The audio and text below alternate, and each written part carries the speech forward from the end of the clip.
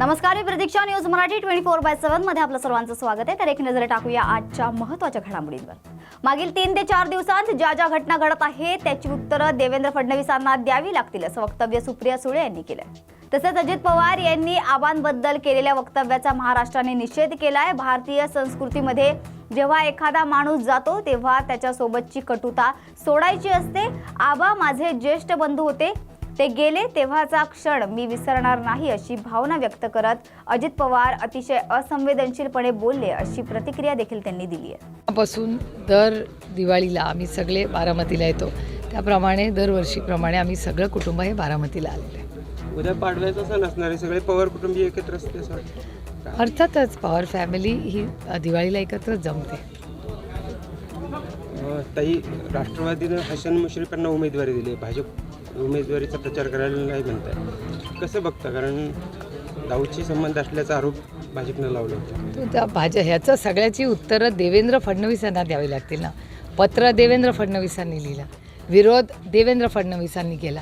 आज गेल्या 3-4 दिवसात ज्या ज्या घटना झाल्या त्या सगळ्याची उत्तरं देवेंद्र फडणवीसांनाच द्याली पाहिजे. तुम्ही त्यांना विचारलं पाहिजे, तुमच्या मुंबईच्या टीमला सांगा, विचारा. याचं कारण असं की हे खूप दुर्दैवी झालं की 2 दिवसापूर्वी अजित पवारांनी कैलासवासी आर पाटलांबद्दल जे वक्तव्य केलं, अर्थातच त्याचा सगळ्या महाराष्ट्राने निषेध केलेला आहे. आपल्याकडून आपल्याकडे मराठी आणि भारतात संस्कृतीमध्ये एखादा माणूस जेव्हा जातो तेव्हा त्याच्याबरोबरचं सगळं जे काय वाईट असतं ते सोडून देतो आपण. जे काय असेल, आपली कटुता असेल, कितीही वैरी असला तरी आपल्यावरच्या संस्कारांमध्ये आपण नेहमी असं म्हणतो की कोणाच्या घरी चांगली घटना किंवा लग्न असेल, दुर्घटना घटना झाली तेव्हा सगळं कटुता सोडून तिथे जायचं असतं. हे झालेले आपल्यावरचे भारतीय मराठी संस्कार आहेत. आबा तर घरचाच होता, आबा काही वैरी नव्हता. आबा हे माझे ज्येष्ठ बंधू. आबा जेव्हा गेले त्या क्षणी मी तिथे उभी होते, तो क्षण मी आयुष्यभर विसरणार नाही. आणि अशा माझे ज्येष्ठ बंधू आर पाटलांबद्दल ज्या पद्धतीने अतिशय असंवेदनशीलपणे अजित पवार बोलले, याचं दुःख आयुष्यभर राहील. पण त्याच्याहून महत्त्वाची गोष्ट मला एक अजित पवारांना आणि देवेंद्र फडणवीसांना अतिशय प्रांजळपणे विचारायची आहे. कारण काही गोष्टी अजित पवारांनीच महाराष्ट्राला सांगितलेली आणि तुमच्याच चॅनलवर मी पाहिलेली आहे. ते असं म्हणाले की एक तर आरोप पहिला कोणी केला, ही क्रोनॉलॉजी थोडीशी आपण बघूया. पहिला आरोप देवेंद्र फडणवीसांनीच केला. पक्ष आम्ही सगळेच एक होतो, तेव्हाही आम्ही काही बोललो नाही, आजही आम्ही काही बोलणार नाही. पण आज विषय अजित पवारांनीच काढला आणि तुम्ही मला प्रश्न विचारताय म्हणून मी प्रश्न विचारते देवेंद्र फडणवीसांना की महाराष्ट्र देवेंद्र फडणवीसांना प्रश्न विचारू इच्छित की नक्की खरं काय. पहिला आरोप अजित पवारांवर भारतीय जनता पार्टी आणि देवेंद्र फडणवीसांनी केला, हा पहिला मुद्दा. त्याच्यानंतर ACBची इन्क्वायरी ही देवेंद्र फडणवीसांच्या आग्रहापोटीच सरकारने तेव्हा लावली. तेव्हा देवेंद्र फडणवीसांची मागणी पूर्ण करण्यासाठी, आणि आर पाटील एक इमानदार माणूस होते, त्यांना कधीच ध्यानीमनी आलं नसेल, त्यांनाही वाटलं असेल ना की अजित पवारांनी काहीच केलं नाही, विरोधक इन्क्वायरी लावतायत, आपण पारदर्शकपणे दूध का दूध पाणी का पाणी होऊन जाऊ दे, आपल्या अजितदादांनी काहीच केलं नाही आहे, त्याच्यामुळे इन्क्वायरी लावायला आपल्याला काय डर काय, असाही विचार करू शकले असते. आणि त्यांनी ती इन्क्वायरी फक्त देवेंद्र फडणवीसांच्या आग्रहापोटी लावली असावी. आता तो माणूस तर नाही आपल्यामध्ये आणि अशा माणसाबद्दल बोलायचं नाही, आपले संस्कार आहेत.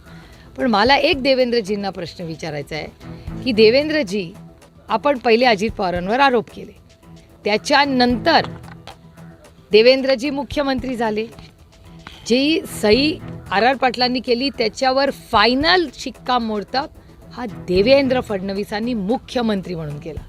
आबा तर होम मिनिस्टरच होते, त्याच्यावर मुख्यमंत्र्याची सही हवी होती. तो मुख्यमंत्री कोण?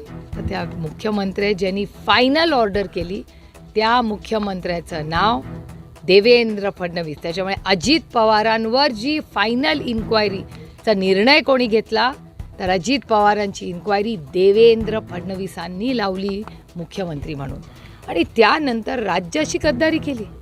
मला आश्चर्य वाटते देवेंद्रजी, आपसे उम्मीद न थी.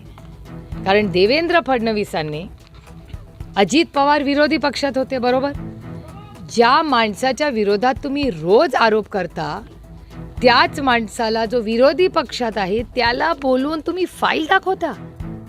जे देवेंद्र फडणवीस महाराष्ट्राचे मुख्यमंत्री, अजित पवार विरोधी पक्षात, आणि तुम्ही गोपनीयतेची शपथ घेतलेली असताना तुम्ही विरोधी पक्षाच्या माणसावर, ज्याच्यावर तुम्हीच स्वतः देवेंद्रजींनीच आरोप केले, त्याला तुम्ही सही केलेली फाईल दाखवता. कसा ठेवायचा देवेंद्रजींवर विश्वास आपण? आणि देवेंद्रजी यांना उत्तर द्यावं लागेल हे, कारण का आरोप देवेंद्रजींनी केले.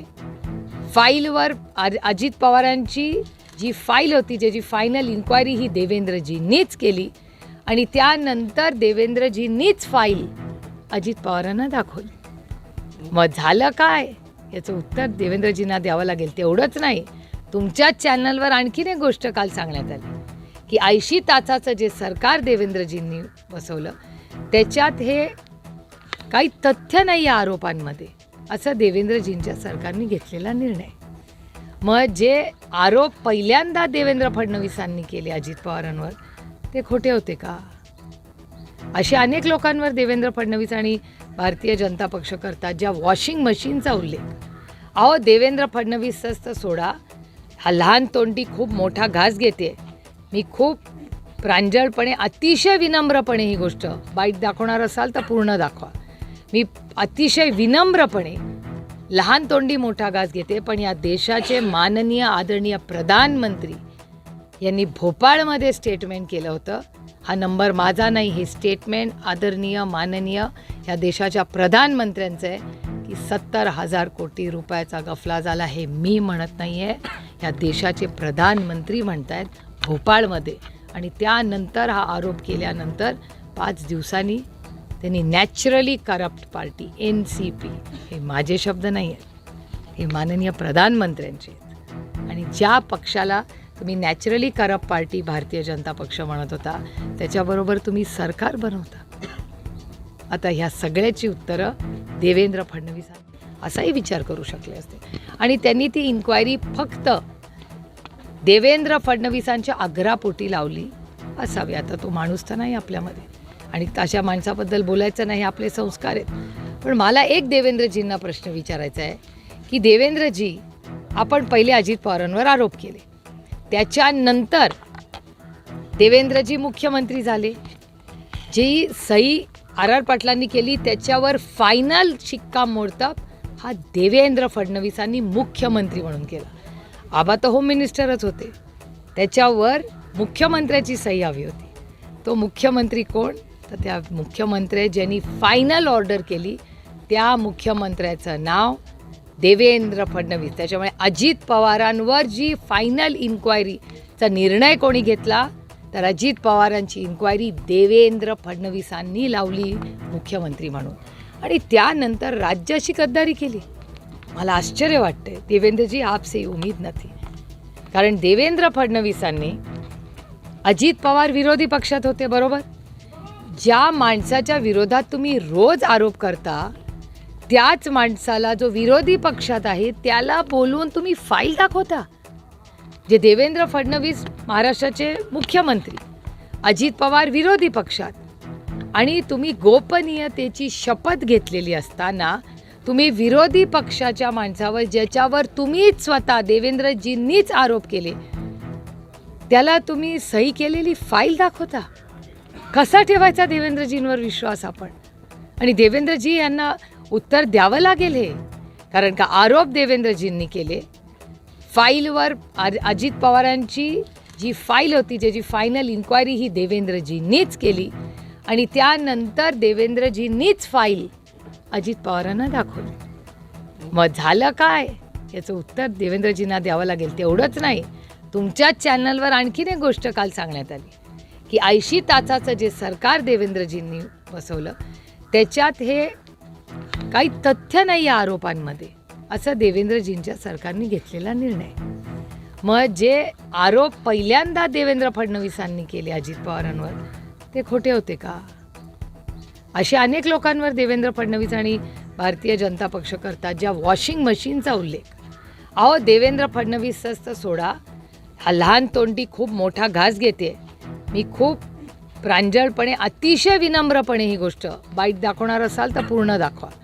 मी अतिशय विनम्रपणे लहान तोंडी मोठा घास घेते, पण या देशाचे माननीय आदरणीय प्रधानमंत्री यांनी भोपाळमध्ये स्टेटमेंट केलं होतं.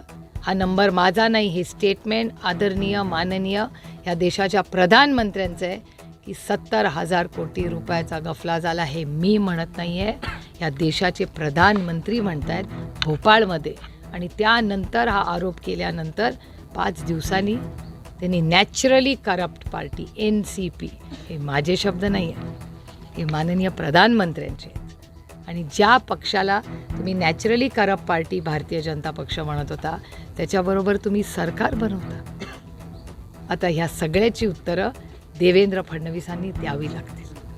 आता ही विधानसभा निवडणुका चालू आहेत. मोदींचा उल्लेख झाला. मोदी जवळपास 50 ते 60 सभा महाराष्ट्रामध्ये घेणार आहेत असं सांगण्यात आलं. जर ह्या देशाच्या प्रधानमंत्र्याला 50 ते 60 सभा महाराष्ट्रात घ्याव्या लागत असतील, ह्याच्यातच मराठी बाण्याचं कौतुक केलं पाहिजे की देशाच्या प्रधानमंत्र्याला 50 ते 60 सभा एका राज्याच्या इलेक्शनमध्ये घ्याव्या लागत आहेत. ह्या प्रत्येक मराठी माणसाला आनंदाची गोष्ट आहे की प्रधानमंत्र्याला इतक्या वेळा इथे यावं लागतं आहे आणि ते या देशाचे प्रधानमंत्री आहेत आणि एका सशक्त लोकशाहीमध्ये अतिथी देवो भव. त्याच्यामुळे प्रत्येक जो विरोधक असला तरी काय झालं, त्याचं स्वागतच आम्ही भारतरत्न डॉक्टर बाबासाहेब आंबेडकरांच्या संविधानाने करू. आता एक बंडखोरीचं पीक जे आहे ते जोरात चालू आहे. महाविकास आघाडी असेल, महायुती असेल, बरोबर आहे. दोन्हीमध्ये सांगलीचा तिढा मात्र कायम आहे. सांगलीबरोबर आता दौंडमध्ये देखील राष्ट्रवादीने उमेदवार उतरवला आहे, पुरंदरमध्ये उमेदवार उतरवला आहे. काय कसं बघताय? ह्याचं प्रश्नाची उत्तरं तुम्हाला अजित पवार आणि देवेंद्र फडणवीसांना विचारावी लागतील.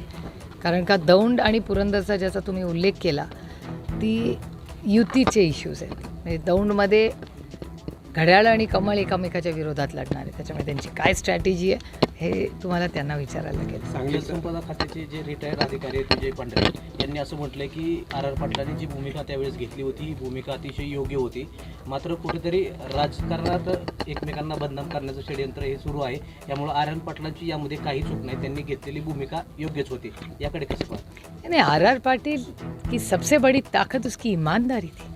आणि गेलेल्या माणसाबद्दल बोलणं हे अतिशय वाईट आहे. कधीच आपण बोललेलं नाही पाहिजे. म्हणजे कैलासवासी मुंडे साहेब आज आपल्यात नाहीत, महाजन साहेब आपल्यात नाहीत, पण कधीही त्यांच्या कुटुंबात आम्ही अनेक वर्षे एकामेकाच्या विरोधात काम केलं, पण कधीही आम्ही त्या कुटुंबांबद्दल कधी एक शब्द काढला नाही आणि काढणारी नाही. आणि त्यांच्या घरातल्यांच्या आणि कुटुंबांचा आम्ही मान सन्मान प्रेमाने करू, कारण का त्यांच्या घरातला कर्ता पुरुष गेला आहे. इतकं संवेदनशील आणि गलिच्छ राजकारण करूया नको आपण, ज्याच्यातून ज्या घरातला कर्ता पुरुष गेला आहे त्याच्या विरोधात किंवा काही बोलावं हे आमचे संस्कारच नाही आणि कधी करणारे नाही असं गलिच्छ राजकारण. आणि मला असं वाटतं हे जे प्रश्न आहेत हे सगळ्याची उत्तरं एकच माणूस देऊ शकतो आणि त्या माणसाचं नाव देवेंद्र फडणवीस. त्यांनाच हे प्रश्न विचारले पाहिजेत की आरोप तुम्ही केले, फाईल तुम्ही दाखवली, नंतर केस ACBची तुम्ही परत घेतली. या सगळ्याची प्रश्नाची उत्तरं ही एकाच माणसाकडे आहेत, त्या माणसाचं नाव देवेंद्र फडणवीस. काही दिवाळी तोंडावर आहे. मात्र असं असताना काल रात्री पुण्यामध्ये 1 जणांकडून पुणे परिसरात गोळीबार करण्यात आला. हो, पण माझं म्हणणंच आहे, data speaks for itself. डेटाच बघा ना, महाराष्ट्रामध्ये प्रचंड ज्या पद्धतीने क्राईम वाढलेला आहे ह्याच्याबद्दल मी अनेक वेळा, आणि पुण्यामध्ये तर प्रॉब्लेम आहेच. मी वारंवार तुमच्या सगळ्या चॅनल्सवर गेले 1 वर्ष हे बोलते की क्राईम वाढलेला आहे आणि याला जबाबदार राज्याचे गृहमंत्री आहेत. विधानसभेची निवडणूक झाल्यानंतर भाजप आणि मनसे सत्तेत येईल आणि यामध्ये भाजपचा मुख्यमंत्री होईल असं विधान अमित ठाकरे यांनी केलंय. 44 वर्ष काम करून देखील तिकीट न मिळाल्याने नाराज होऊन काँग्रेस पक्ष सोडला असल्याची नाराजी रवी राजा यांनी व्यक्त केली आहे.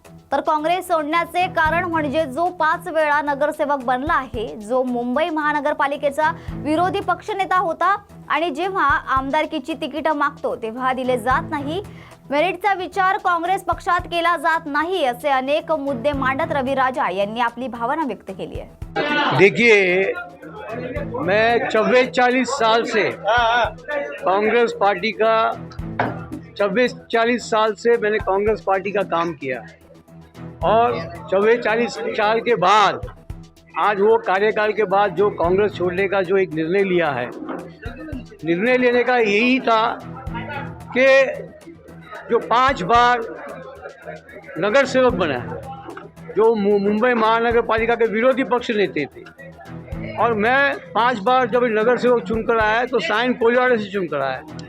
और जब हम एक नगर सेवक क्या चाहते हैं कि आगे एमएलए बनना चाहिए, और जब हम एमएलए के टिकट मांगते हैं तो वहाँ पर कोई कंसिडर की नहीं जाती है, यानी मेरिट का कंसिडरेशन कांग्रेस पार्टी में नहीं है। सिर्फ जो दिल्ली में पहुँच रखता है, जो दिल्ली में लॉबिंग करता है, जो बड़े बड़े नेता का लॉबिंग होता है, उनको ही टिकट मिलने का काम यहाँ पर जो कांग्रेस पार्टी ने किया है। और साथ में हमारे बाजू के धारावी वार्ड में देखिए, जो धारावी वार्ड में जो टिकट दिया गया है वो 4 महीना नहीं हुआ वो मेंबर बना है कांग्रेस पार्टी का, और उसको टिकट दिया गया। आपके बाजू में साइन कोलिवाड़ा में 25 साल से मैं नगर सेवक हूँ, जो 4 महीने के पहले पार्टी में आते हैं उसको टिकट दिया जाता है, और जो 25 साल से नगर सेवक है उसको टिकट नहीं दिया जाता है। तो ये जो कांग्रेस पार्टी में जिस तरीके से टिकट बांटा गया है, मुझे लगता है कि कहीं ना कहीं जानबूझकर एक सीनियर नेता को या इस प्रोग्रेस में बाहर रखने का काम ये कांग्रेस पार्टी ने किया है। उससे नाराज होकर मैंने ये कदम उठाया है, और अब मैं बीजेपी का एक सदस्य बन गया है, और बीजेपी में मैं अब उपाध्यक्ष, मुंबई का उपाध्यक्ष बनाया गया है। ये मैं आपको बताना चाहता हूँ। रवि राजा जी, क्या वर्षा गायकवाड़ आपके रिवॉर्ड के पीछे हैं? क्योंकि उनकी बहन को जो है वो टिकट दिया बिना अनुभव के। आपके पास 40 वर्ष का अनुभव है, बावजूद इसके आपको टिकट नहीं दिया गया। तो मुंबई कांग्रेस की अध्यक्षा है, और मुंबई कांग्रेस अध्यक्षा का तो पूरा से होता है टिकट डिस्ट्रीब्यूशन में। और जब टिकट डिस्ट्रीब्यूशन का अगर आप देखेंगे, एक ही परिवार को धारावी एक ही परिवार को देने का एक कांग्रेस ने एक, मुझे लगता है उनको एक एग्रीमेंट या ऐसा बना के दिया है क्या? उनका पिताजी एमपी थे, उसके बाद वो एमएलए थी, उसके बाद वो एमपी बने, मुंबई कांग्रेस के अध्यक्ष बनी, उसके बाद उसका बहन को टिकट दिया गया। यानी बाकी के जो लोग हैं मुंबई में कार्यकर्ता जो लॉयल है, बहुत लोग हैं। अब आपने देखा होगा मोहसिन हैदर के बारे में, आपने सुना होगा, और कुछ लोग जो मुलुंड में रहते हैं उसको बोरिवली का टिकट देने का काम किया है। बहुत बड़ा धांधली हुआ है, और ये धांधली के पीछे कहीं ना कहीं मुंबई के जो बड़े लोग हैं, जो पद में बैठे हैं, ये उसमें इन्वॉल्व है।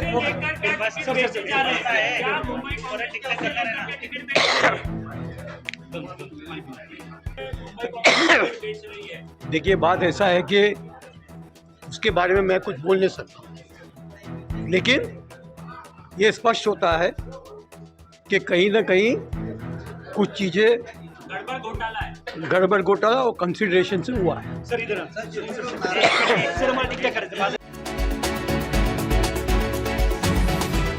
आंबेगाव शिरूर मतदारसंघातील महिलांच्या डोक्यावरील हंडा उतरवणे हे आमचे पहिले ध्येय आहे, अशी भावना देवदत्त निकम यांनी व्यक्त केली आहे। तसेच विधानसभेच्या निवडणुकीला सामोरे जात आहोत। आज शरद पवार यांनी शिरूर आंबेगाव मतदारसंघाबाबत मार्गदर्शन केले। लोकांचा शरद पवार यांच्यावर विश्वास आहे। सर्वात महत्त्वाचे म्हणजे पाणी। आज शिरूर आंबेगाव मतदारसंघातील 39 गावांमध्ये पिण्याच्या पाण्याचा टँकरने पुरवठा करावा लागत आहे, असेही ते यावेळी म्हणाले। प्रत्येक वर्षी दीपावलीच्या शुभेच्छा देण्यासाठी, साहेबांचे आशीर्वाद घेण्यासाठी आम्ही सर्व आंबेगाव शिरूरकडे येत असतो। त्याप्रमाणे आज देखील दीपावलीच्या निमित्ताने आम्ही आलो। साहेबांनी सर्वांना खूप खूप दीपावलीच्या हार्दिक शुभेच्छा दिलेल्या आहेत, आणि ही दीपावली विधानसभेच्या निवडणुकीला ह्या निमित्ताने आपण सामोरं जात आहोत। आदरणीय साहेबांनी सुरुवातीपासून आंबेगाव शिरूरचं राजकीय परिस्थिती, त्याचप्रमाणे आर्थिक लोकांचं स्थितिमान पूर्वीचं कसं आणि आत्ताचं कसं हे सगळं सांगितलं, आणि त्याचबरोबर ज्या साथीदारांवरती साहेबांनी राज्याची जबाबदारी सोपवलेली होती त्याचे देखील त्यांनी दाखले दिले। यापूर्वीच्या एका प्रसंगी साहेबांना सोडून जेवढे काय आमदार गेले होते ते परत काय विधानसभेत दिसले नाही आणि आत्ताची देखील परिस्थिती तशी आहे.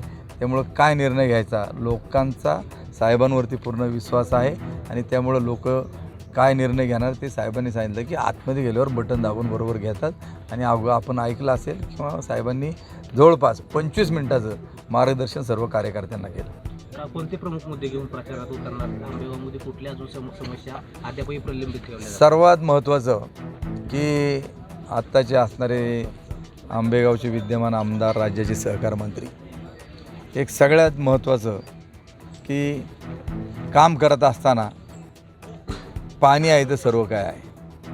आज आंबेगाव शिरूर विधानसभा मतदारसंघामध्ये यावर्षी देखील 39 गावांना पिण्याच्या पाण्याकरता टँकरने पाणी पुरवठा करावा लागला. आंबेगावमधली 34 गावं आणि शिरूर तालुक्यातली 5 गावं.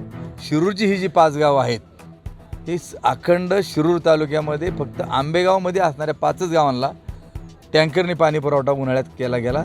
अन्य शिरूर तालुक्यातल्या कुठल्या गावाला टँकर लागत नाही. जी गावं आमदार अशोक बापू पवार यांच्या मतदारसंघामध्ये आहेत. आमचं पहिलं विजन की कुठल्याही परिस्थितीमध्ये आंबेगाव शिरूर तालुक्यातील महिलांच्या डोक्यावरचा हंडा उतरवणे हे आमचं पहिलं ध्येय आहे आणि आम्ही ते सक्सेस करून दाखवणार.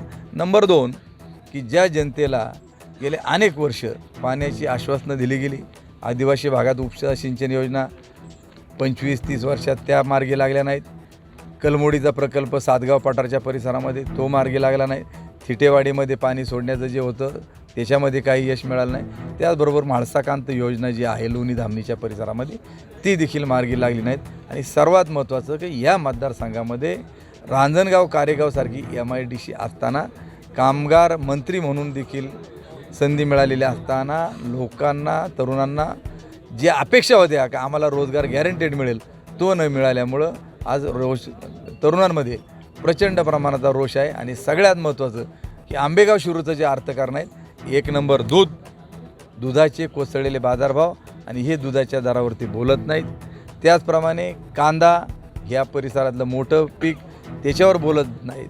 आणि त्याचप्रमाणे या परिसरामधील लोकांना जो कारखान्याचा बाजारभाव अपेक्षित होता आणि तो मांडण्याकरता आम्ही ज्यावेळी पुढं जात होतो त्यावेळी कुठल्याही सभासदाला यावर्षी मला तर ढकलच, परंतु सामान्य शेतकऱ्याला, सभासदाला बोलू दिलं गेलं नाही. हा प्रचंड मोठा रोष आहे की लोकशाहीमध्ये आपलं मत व्यक्त करण्याचा अधिकार दिलेला असताना तुम्ही जर कोणाला बोलून देत नाहीत आणि तुम्ही राज्याचे सहकार मंत्री आहात की सहकार चालवण्याची जबाबदारी त्यांची आहे, त्यांनी किमान बोलून द्यायला लागत होतं, ऐकून घ्यायला लागत होतं. शेवटी लोकांनी ते जे म्हणतील ते ऐकलंच असतं. पण ती एकाधिकारशाहीचा, दडपशाहीचा हा जो मार्ग त्यांनी निवडला हा अत्यंत चुकीचा आहे आणि त्याच्याबाबत लोक काय ते सांगतील. आणि सर्वात महत्त्वाचं की त्यांनी सांगितलं होतं कारखान्याच्या संदर्भामध्ये का राजू शेट्टींकडं सगळं हिशोबपत्रकं पाठवले आहेत आणि राजू शेट्टी त्याच्यावर अभ्यास करून सांगतील. भीमाशंकर सहकारी साखर कारखान्याने 3200 रुपये भाव जाहीर केला, तो दिला. परंतु राजू शेट्टींना तिकडून सांगितलं की अजून याच्यात 263 रुपये देणे बाकी आहे. त्या 263 रुपयाबाबत ते एक शब्द देखील बोलत नाहीत. तुमच्यासमोर वळसे पाटलांसारखं तगडं आव्हान असणार आहे. कशा पद्धतीवरती त्या ठिकाणी प्रचार केला जाणार या आव्हानाला कसं सामोरं? आजपर्यंत आदरणीय पवार साहेब यांचा वरद हस्त त्यांच्या पाठीमागे भरभक्कमपणे होता. त्यामुळे उत्तर पुणे जिल्ह्यामध्ये अनेकांची इच्छा होती. जुन्नरच्या आमदारांना वाटायचं आम्हाला मंत्रिपद मिळावं, खेडच्या आमदारांना वाटायचं आम्हाला त्या ठिकाणी संधी मिळावी, त्याचप्रमाणे शिरूरवाल्यांना वाटायचं आम्हाला. परंतु पवार साहेबांचं आशीर्वाद हा माननीय वळसे पाटलांच्या पाठीमागं होता. परंतु यावेळी सगळे जातील, परंतु ज्यांना मानसपुत्र म्हणून राज्य ओळखतो, देश ओळखतो, त्यांनी पवारसाहेबांची सोडलेली साथ हे कोणालाही त्या ठिकाणी मान्य नाही. आणि आता पवारसाहेब सामान्य माणसांच्या भरोश्यावरती त्यांनी माझ्यासारख्याला महाविकास आघाडीच्या वतीनं उमेदवारी दिलेली आहे. तर या होत्या आजच्या महत्त्वाच्या घडामोडी. अशाच महत्त्वाच्या घडामोडींसाठी पाहत रहा न्यूज मराठी 24/7. नवा भारत, नवा विचार.